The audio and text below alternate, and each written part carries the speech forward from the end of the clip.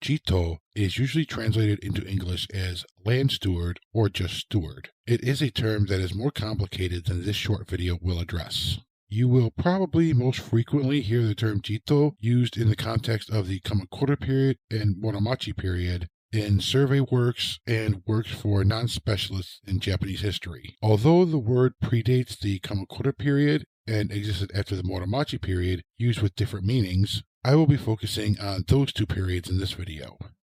Minamoto no Yoritomo, the founder of the Kamakura Bakufu, appointed his personal retainers and vassals to the position of Jitō on private estates and public land.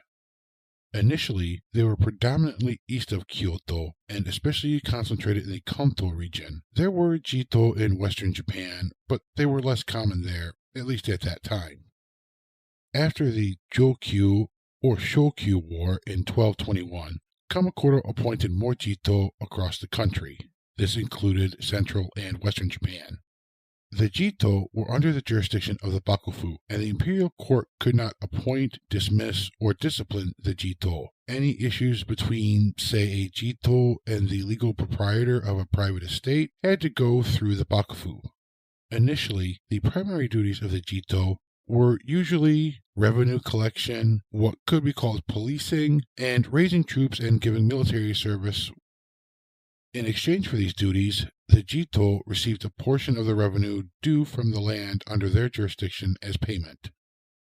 On private estates, a Jitō could be appointed to the estate as a whole or a portion of the estate. Therefore, there could be more than one Jitō on an estate. In addition, there could be land on an estate that was assigned to a Jitō, but on the same estate, land that was not.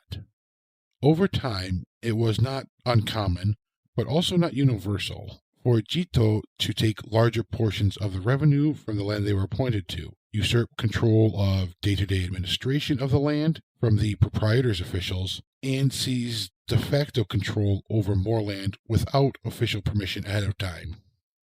These issues between the proprietors and Jitō, and between Jitō and other Jitō, were supposed to be settled by the Bakufu legal courts, leading to some people to call the Kamakura period the most lawsuit-heavy period of pre-modern Japanese history.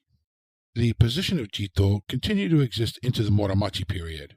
Many of the local strongmen of the Muromachi period, especially early Muromachi, originally came from Jitō families. But the title of Jitō itself had less importance over time in terms of actual power, although holding the title of Jitō did lend some degree of legitimacy. The position of Jitō, as it existed in the Kamakura and Muromachi periods, was abolished by Toyotomi Hideyoshi, although the word continued to be used with different meanings in the Edo period. This has been on the longer side of these videos, but I have not even dipped the tip of a toe in the topic of Jitō in the Kamakura and Muromachi periods. There have been studies done about it. You could take Jitō Kamakura period, Muromachi period, separate them into their own subjects, and even then there's multiple things within each of those. It is a large and rather complex topic. However, I hope this video has at least helped give a slight idea of what is likely meant if you encounter the word when reading about the Kamakura or Muromachi periods.